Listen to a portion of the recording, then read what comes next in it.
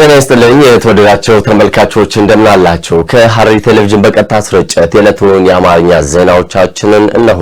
በቅድሚያም ተመራቂ ተማሪዎች በስነ ምግባር በመታነጽ ያገኙትን ዕውቀት ሀገራቸውና ማህበረሰባቸውን ለማገልገል ሊያውሉት እንደሚገባ ተጠቆመ። የሐረሪ ክልል የሐረር መምህራን ትምህርትና ቢዝነስ ኮሌጅ ከ600 በላይ በተለያዩ የሙያ ዘርፎች ያሰለጠናቸውን ተማሪዎቹን በዛሬው ዕለት አስመርቋል።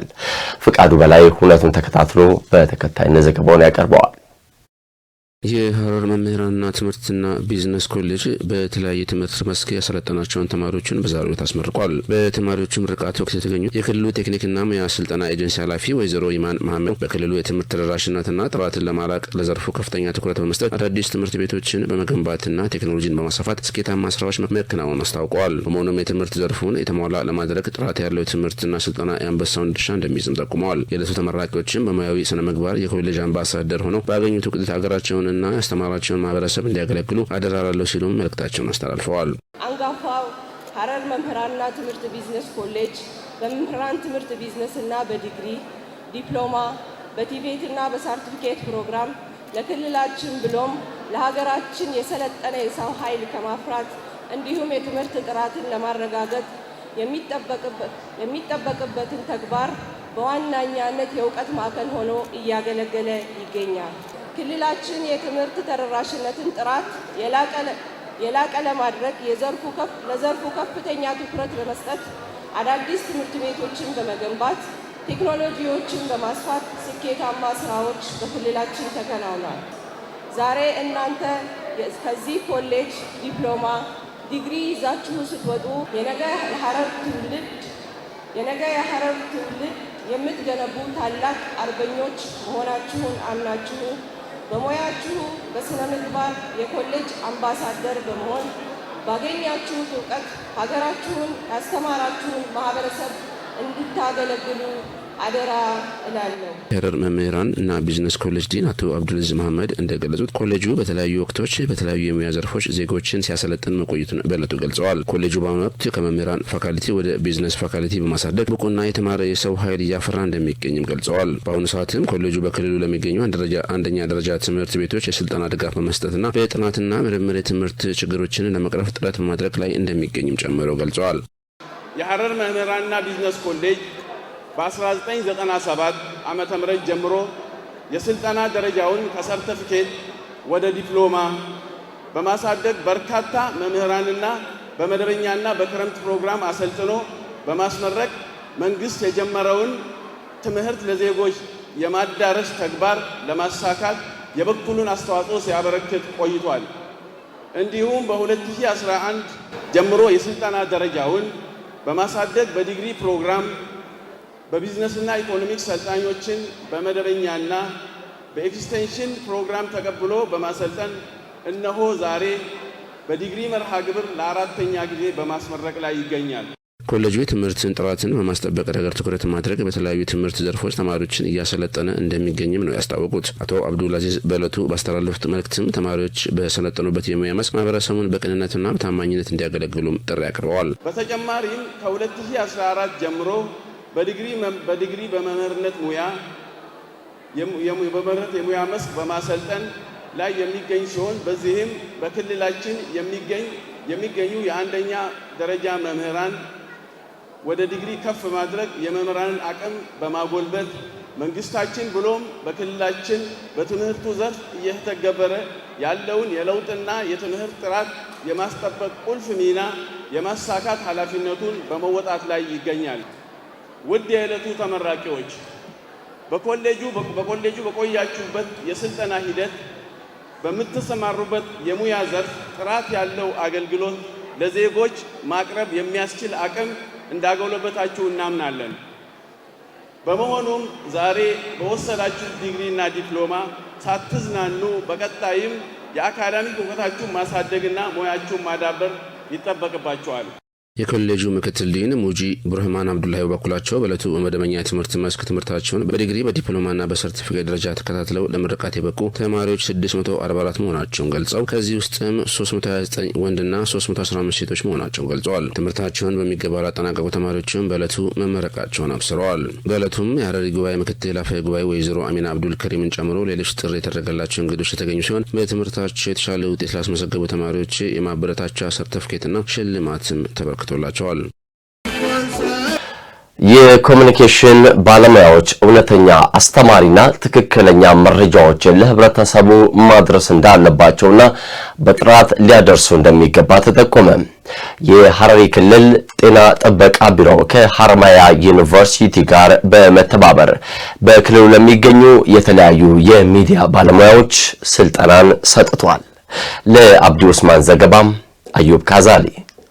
የሐረማያ ዩኒቨርሲቲ ከሐረሪ ክልል ጤና ቢሮ ጋር በመተባበር ለሚዲያና ኮሙኒኬሽን ባለሙያዎች ሲሰጥ የቆየው የግንዛቤ ማስጨበጫና የአቅም ግንባታ ስልጠና ተጠናቋል። በስልጠናው መርሃ ግብር ላይ የተገኙት የሐረሪ ክልል ጤና ቢሮ ኃላፊ ዶክተር አብዲ አሚን የኮሙኒኬሽንና የሚዲያ ባለሙያዎች በእውነተኛ አስተማሪና ትክክለኛ መረጃዎች ላይ የተመሰረቱ ይዘቶችን ለህብረተሰቡ ማድረስ እንዳለባቸው አስገንዝበዋል። በዚህም በሀገሪቱ ማህበራዊና ኢኮኖሚያዊ እድገት ላይ አዎንታዊ ሚና መጫወት የሚችል ጤናማ ማህበረሰብ ለመፍጠር ባለሙያዎቹ የሚጠበቅባቸው ኃላፊነት ሊወጡ እንደሚገባም ገልጸዋል። ዶክተር አብዲ አክለውም ባለሙያዎች የማህበረሰቡን ጤና በሚጠብቁ መረጃዎች ላይም የትኩረታቸውን አካል ማድረግ እንዳለባቸው ጠቅሰዋል። በተለይም ተላላፊ በሽታዎችን ለመከላከልና ወቅቱን ጠብቀው ህብረተሰቡን ለሚያጠቁ ወረርሽኞች አስቀድሞ ምላሽ ለመስጠት የበኩላቸው ሚና መወጣት እንዳለባቸው አስረድተዋል። ህብረተሰቡ በቂ ግንዛቤ አግኝቶ ጤናውን መጠበቅ እንዲችል ለማድረግም የክልሉ ጤና ቢሮ ከምን ጊዜውም በላይ ከሚዲያ አካላት ጋር በቅንጅት እንደሚሰራ አረጋግጠዋል።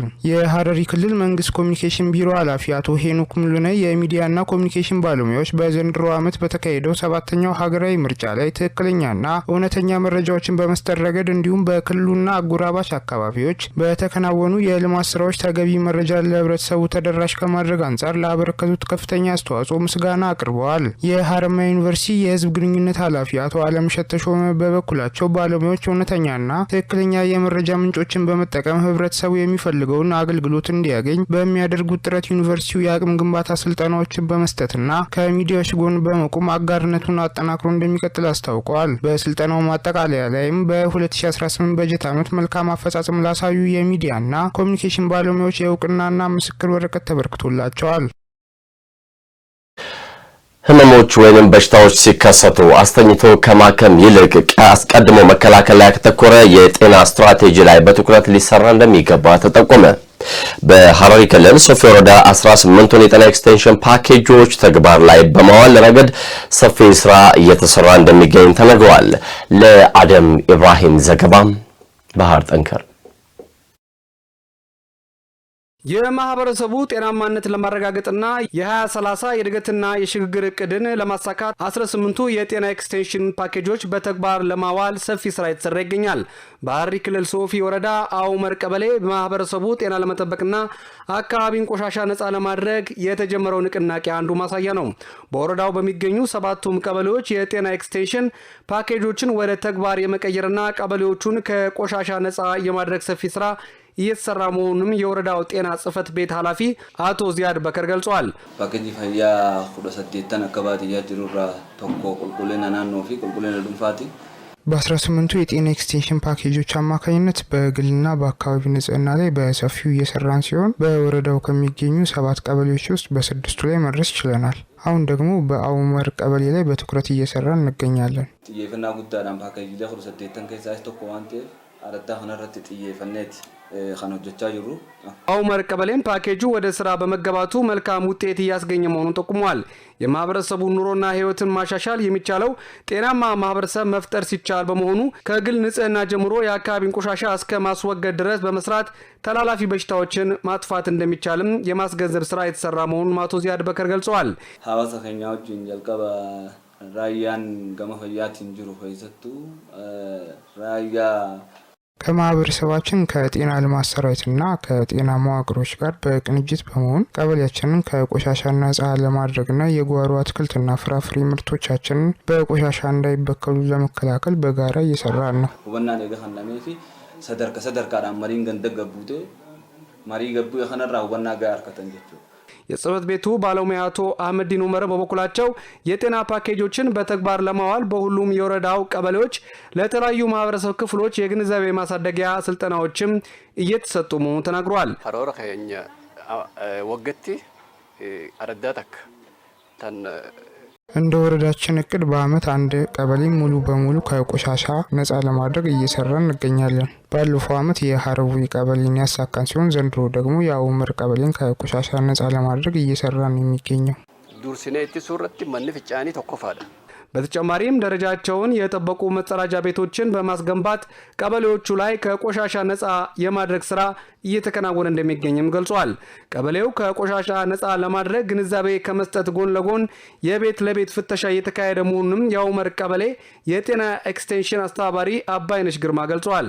ሀሊ ፈያሳኒ ጉቱማ ጉቱቲ ዱኩብሰቻቱራል የጤና ኤክስቴንሽን ፓኬጆችን ሙሉ በሙሉ በተግባር ላይ በመዋል በሽታን አስቀድሞ የመከላከል ስራ እየሰራን ሲሆን ለተለያዩ የማህበረሰብ ክፍሎችም ቀጣይነት ያለው ግንዛቤ እየሰጠን እንገኛለን። ተሰቴዮ ዱኩብሰተን ሀተተማን ሄልዝ ፖስቲንግ ከኛና ነው መሳኒ ገንዱ መሳኒ አረዳኸ ሰዋንጅሮ አከዱፈኒ ቆርቻ ፍለተን ዮ ደንዴቲ ከኛ ኦዲቴሞ አከገረቡ ፈታ ዲማን ኢሳኒፍ ኸኒ በሩምሳ ኸኒኑታ በዚህም መጸዳጃ ቤት የሌላቸው አባወራዎችን በመለየት ያላቸው ደረጃቸውን ወደ ጠበቀ እንዲያሳድጉ የማድረግ ስራ በመሰራቱ ከፍተኛ ውጤት ተመዝግቧል ብሏል።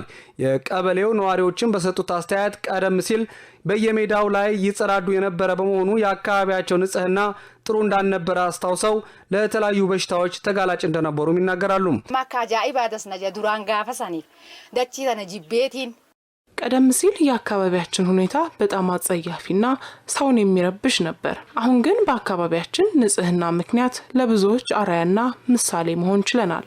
ቡርካኒና ጎደኒን ሲንጂ ፈከኛለ ነመህዱፊን ተየጅር ሽንት ቤት አከነ ዱር እንቀምኑ ዱር ጆሌን አለገተይሲ መለዱበ ገተይሲ ቀገተይሲ በፊት ልጆቻችን በተለያዩ ከተላላፊ ቆሻሻ ጋር በተያያዘ በሽታዎች በተደጋጋሚ ይታመሙብን ነበር። አሁን ግን ግቢያችንና አካባቢያችን ንጹህ በመሆኑ በፈለግንበት ቦታ በነጻነት መቀመጥና መጫወት ችለናል። ቀብዱ ቁልቁሊና ቀብዲ በቃ ፌኔታው ድንዲ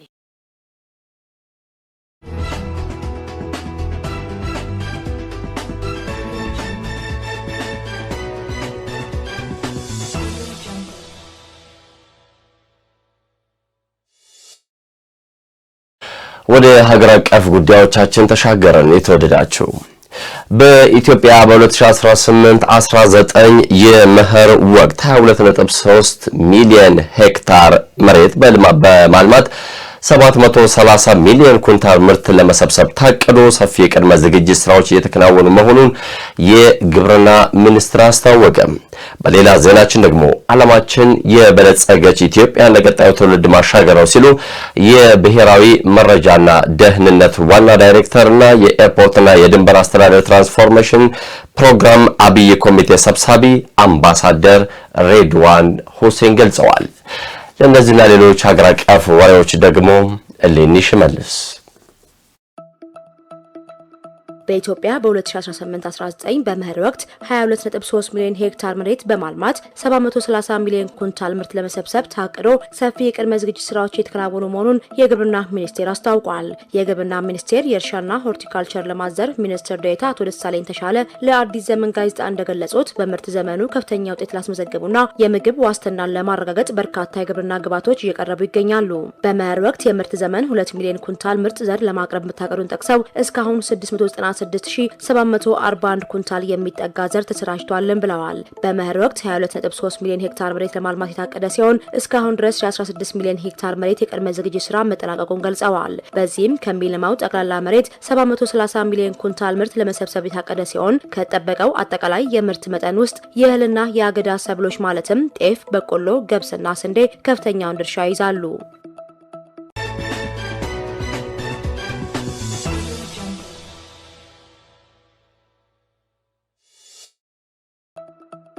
ዓላማችን የበለጸገች ኢትዮጵያን ለቀጣዩ ትውልድ ማሻገር ነው ሲሉ የብሔራዊ መረጃና ደህንነት አገልግሎት ዋና ዳይሬክተርና የኤርፖርትና የድንበር አስተዳደር ትራንስፎርሜሽን ፕሮግራም አብይ ኮሚቴ ሰብሳቢ አምባሳደር ሬድዋን ሁሴን ገልጸዋል። የኤርፖርትና የድንበር አስተዳደር ትራንስፎርሜሽን ፕሮግራም የምክክርና የግብዓት ማሰባሰቢያ መድረክ ተካሂዷል። አምባሳደር ሬድዋን በዚህ ወቅት እንዳሉት ፕሮግራሙ እንደ ሀገር የሚያጋጥሙ የደህንነት ስጋቶችን በመረጃ አስደግፎ አስቀድሞ ለማወቅና ለመከላከል ጉልህ ሚና ያበረክታል። ኢትዮጵያን በዓለም አቀፍ ደረጃ ተወዳዳሪ ለማድረግና በቀጣይ የምታስተናግዳቸውን ግዙፍ ዓለም አቀፍ ጉባኤዎች በስኬት ለመምራት እንደሚያግዝም አብራርተዋል።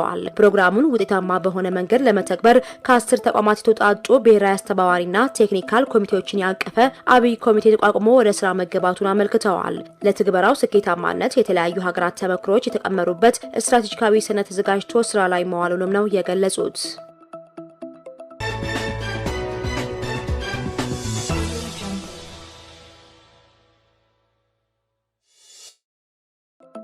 የኢትዮጵያ አየር መንገድ የአፍሪካ ምርጥ የአየር ጭነት አጓጓዥ አየር መንገድ ሽልማትን አሸንፈዋል።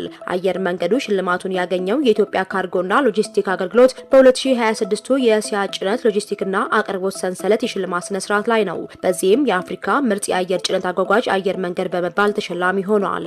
አየር መንገዱ የካርጎ ሽልማቱን ያገኘው በዘርፉ ባለድርሻ አካላትና በደንበኞች በተሰጠ ከፍተኛ ድምጽ መሆኑን አመልክተዋል። የኢትዮጵያ አየር መንገድ የስኬት እውን እንዲሆን ላስቻሉ አጋሮች፣ ደንበኞችና እንዲሁም ሰራተኞች ምስጋና አቅርበዋል።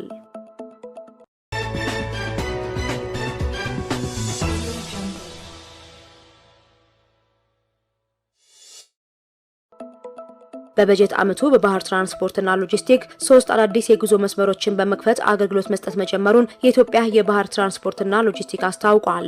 የኢትዮጵያ የባህር ትራንስፖርትና ሎጂስቲክ የኮርፖሬት ማርኬቲንግ መምሪያ ኃላፊና የኮርፖሬት ኮሚኒኬሽን ተወካይ አቶ ደመሰው በንቲል ለጋዜጣ ፕላስ እንደተናገሩት በበጀት ዓመቱ ወደ ጃፓን፣ ደቡብ ኮሪያና ኢንዶኔዥያ የሚያደርሱ አዳዲስ የጉዞ መስመሮችን በመክፈት የንግድ ትስስሩን እያጠናከረ ይገኛል። በኢንዶኔዥያና በጃፓን መስመሮች ላይ ከባድ ማሽነሪዎችን፣ ተሽከርካሪዎችንና የኮንስትራክሽን መሳሪያዎችን የማጓጓዝ ስራ ይሰራ ይገኛል ያሉት ኃላፊው ወደፊት የደንበኞችንና የሀገሪቱን ጥቅም ማዕከል በማድረግ አዳዲስ መዳረሻዎችን የማስፋፋት ስራዎች እንደሚቀጥሉ ተናግረዋል። አዳዲስ የባህር መስመር ጉዞዎች መጀመራቸው የሀገሪቱን የንግድ ሂደቶች በከፍተኛ ሁኔታ ያሻሽላል ያሉት ኃላፊው የመርከብ ጭነቶች በአጭር ጊዜ ወደ ተፈለገ ቦታ እንዲደርሱ በማስቻል ጊዜና ወጪን ይቆጥባልን ብለዋል። ድርጅቱ አዳዲስ የጉዞ መስመሮችን መክፈቱ የንግድ ትስስርን በማጠናከርና የጭነት ማጓጓዣ አቅምን በመጨመር አስመጪና ላኪዎች ፈጣን አገልግሎት እንዲያገኙ በማድረግ ላይ መሆኑን ገልጸዋል። ቀደም ሲል ጭነቶች በተለያዩ መርከቦች አማካኝነት ከአንድ ወደብ ወደ ሌላ ወደብ እየተጫኑ ጅቡቲ ወደብ ይደርሱ እንደነበር ጠቅሰው አሁን ከተቋሙ ጋር በአብሮነት ከሚሰሩ ድርጅቶች ጋር በመነጋገር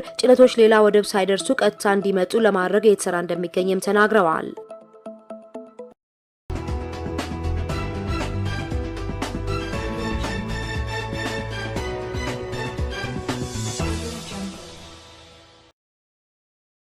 የውጭ ዜና ቡርኪና ፋሶ ከፈረንሳይ ጋር ያላትን የዲፕሎማሲያዊ ግንኙነት ማቋረጧን አስታወቀች።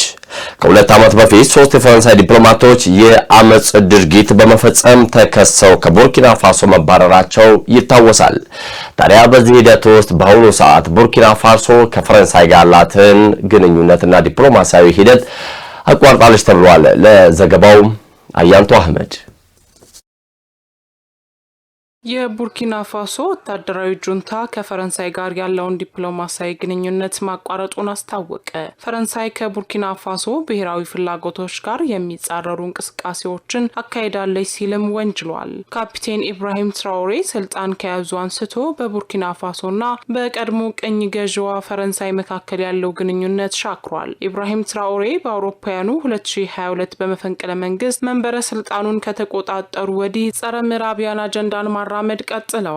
የኮሚኒኬሽን ሚኒስትር ፒንግዌንዲ ጊልበርት ኦዮድራጎ እንደተናገሩት ፈረንሳይ በሀገራቸው ላይ ግዴለሽ ንቅናቄ እያደረገች ሲሆን ኒዮ ኮሎኒያል ፍላጎቶችንም እያራመደች ትገኛለች። የፈረንሳይ የውጭ ጉዳይ ሚኒስትር ውሳኔውን ጸበኛና መሰረት አልባ ሲል ተችቷል። በተጨማሪም የቡርኪና ፋሶ መንግስት እየሄደበት ያለውን አሳሳቢ መንገድ ያሳያል ብለዋል። ፈረንሳይ በቡርኪና ፋሶ ያሉ ዜጎቿ ከፍተኛ ጥንቃቄ እንዲያደርጉ ማሳሰቢያም ሰጥታለች። አስታውሳለች። ኢብራሂም ትራኦሬ ስልጣን እንደያዙ የፈረንሳይ ወታደሮችን ከሀገራቸው አባረዋል። ፈረንሳይ ስውር አጀንዳ አላት ብለው የከሰሱት መሪው ፊታቸውን ወደ ቻይናና ሩሲያ አዙረዋል። ቡርኪና ፋሶ በቅርቡ ያወጣችው መግለጫ በሁለቱ ሀገራት መካከል መከባበር እንደሌለ ይጠቁማል። ፈረንሳይ ቡርኪና ፋሶን በዓለም አቀፍ መድረክ የማግለል ዓላማ እንዳላትና አዋኪ ቡድኖችን እንደምትደግፍ የሀገሪቱ መንግስት ገልጿል። ግንኙነታችንን ለማቋረጥ የወሰንነው ከተቋማት ጋር ነው። የፈረንሳይና ቡርኪና ፋሶ ህዝብን ታሪካዊ፣ ሰብአዊ፣ ባህላዊና ማህበራዊ ግንኙነትን ጥያቄ ውስጥ የሚከት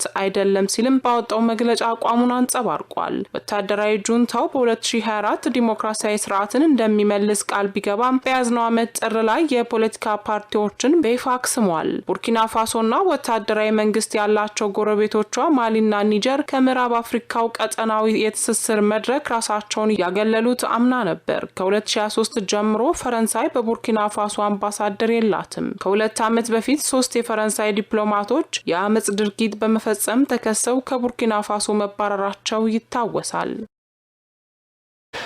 ኢራን በሆርሙዝ ወሽመጥ አስተዳደር ጣልቃ መግባት ውጥረቱን እንደሚያባብሰው አስጠነቀቀች። አሜሪካና ኢራን የተኩስ አቁምን በመጣስ አንዳቸው ለሌላቸውን እየከሰሱ ይገኛሉ።